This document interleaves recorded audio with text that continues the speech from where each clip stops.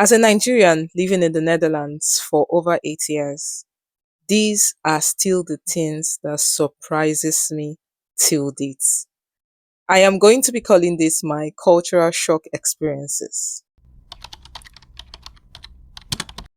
Birthday tradition in the Netherlands is still something that still surprises me, even though I have gotten used to it, but it still gives me that moment. Now, growing up from where I am coming from, when you go to a birthday celebration or a birthday party, you walk to the celebrant and you say happy birthday, right? Well, in the Netherlands, it doesn't just end there. You don't just go to the celebrant and say happy birthday. You start by saying happy birthday to the father, to the mother, to the siblings, to basically the family members, and then to the celebrants. So you can imagine my shock when I went for a birthday celebration and just excitingly went to the celebrant to say happy birthday. And then I was told, you should also say happy birthday to the parents. You should also say happy birthday to the sibling. So I had to go and start saying, gefeliciteerd met je zus, gefeliciteerd met je broer, gefeliciteerd met je moeder. You have to also say happy birthday to the family members. You have to congratulate the family members. And guys, let us not talk about the food. Let us not talk about the food. Let me tell you something.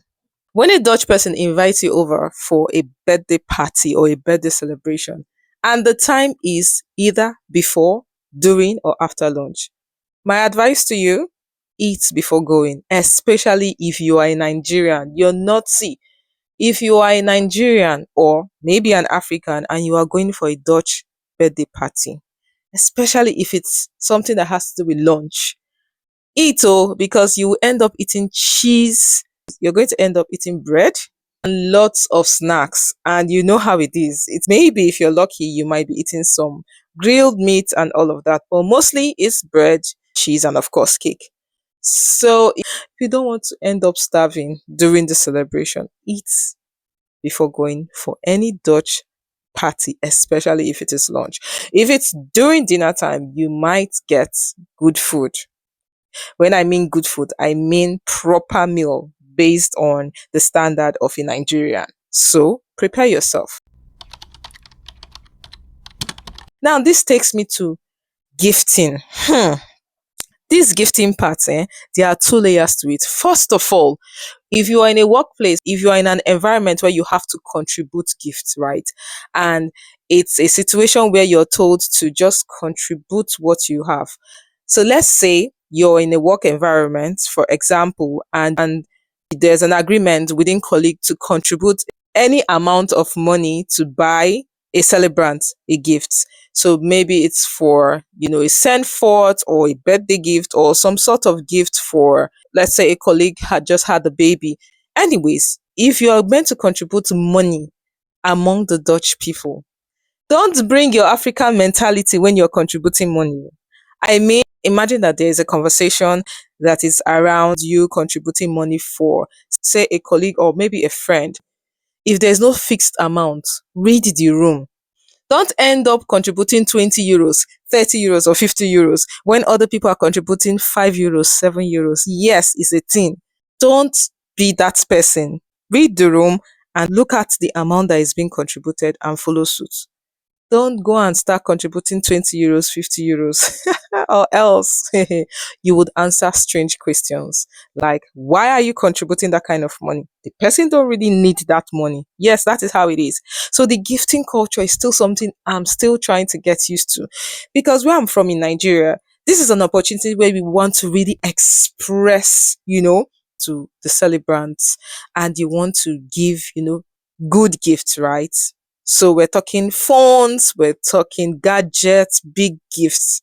In the Netherlands, it doesn't work like that. Oh. It's that you buy a flower, or if the person has a list, that is another thing. This one I like. If the person has a birthday list, they share it with you, and then you get to choose what you buy for them. And if it's a case where it's a very big gift, what I mean is, if the price of what is on the list is very expensive, maybe a couple of people will come together and contribute and buy that one thing. But you're not going to see anybody that will be buying you a phone or a laptop or a tablet for birthday gift.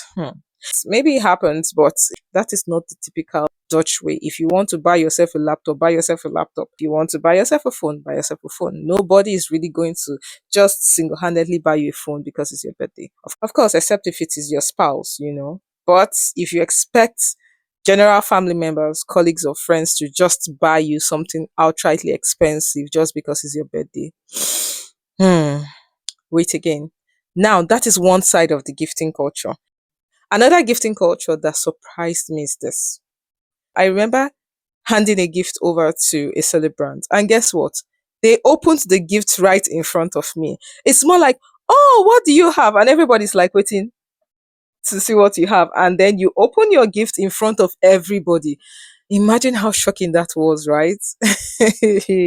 And that is normal. That is normal. They open your gift in front of you and even in front of everybody. So prepare yourself. So you can imagine the awkwardness opening a gift and then seeing first-hand reaction, especially if it's not a surprise or something. Oh my goodness. This is something I'm still trying to get used to. Actually, I'm used to it now. So I expect that when I'm gifted a gift, everybody's looking to me to open it immediately. Or when I give a gift, it's going to be opened immediately, except if there are exceptional cases where the celebrant is busy or it's just so much of a busy place. Usually, the gift is opened right there in front of you, in front of everyone to see. So, yes, that was quite a shocking experience. Now, I know that this one, you might have heard this, but it is what it is. And I am now part of it. I'm now used to this lifestyle.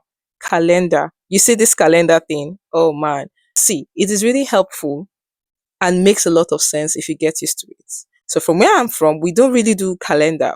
Well, I and people around me did not really do calendar. So what I mean is that I can just literally just call up somebody and say, "Hey, how far? I did your street."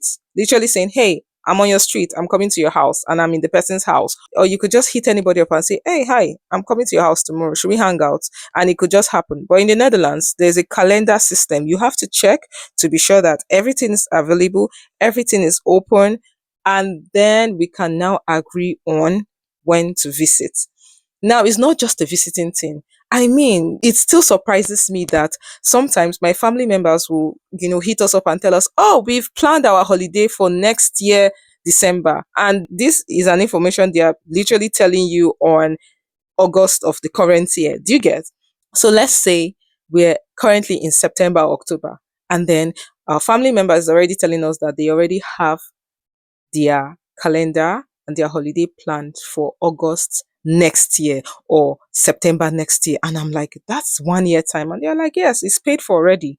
This is how well planned and scheduled the lifestyle is. And honestly, if you get used to it, life just gets more calm and easy and no hassles. And I love it for them. I also love it for myself.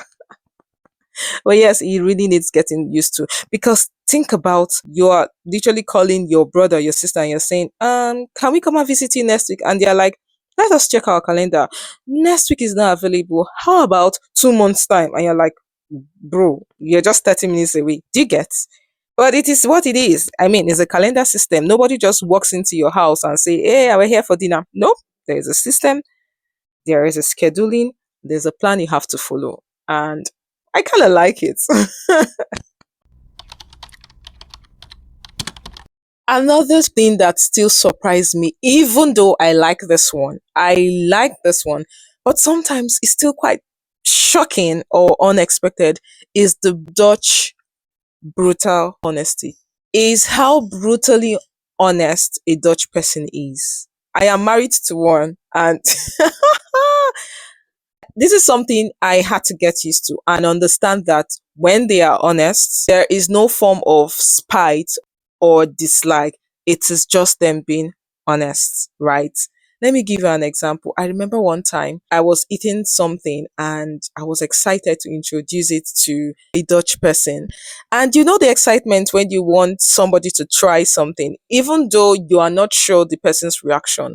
But for me, when I am giving something to try, especially when it has to do with food, you want to be diplomatic, you want to give your feedback in a calm way, especially if the person is family or cordial. I remember having somebody taste something, and the first thing that came out from the person mouth was, "Phew! Oh, this is fish." Hmm. First of all, the literal translation is "this is dirty," and I'm like, oh my goodness. But then I understood that I don't like it. It doesn't taste good, and honestly, it didn't taste good to them. It is their literal honesty. Like it is sometimes it is painful, but it is true. I remember one time I joined a meeting late. This is something you should never do in the Netherlands or anywhere, honestly. And I was late. And the first thing I said was, "I'm sorry I'm late."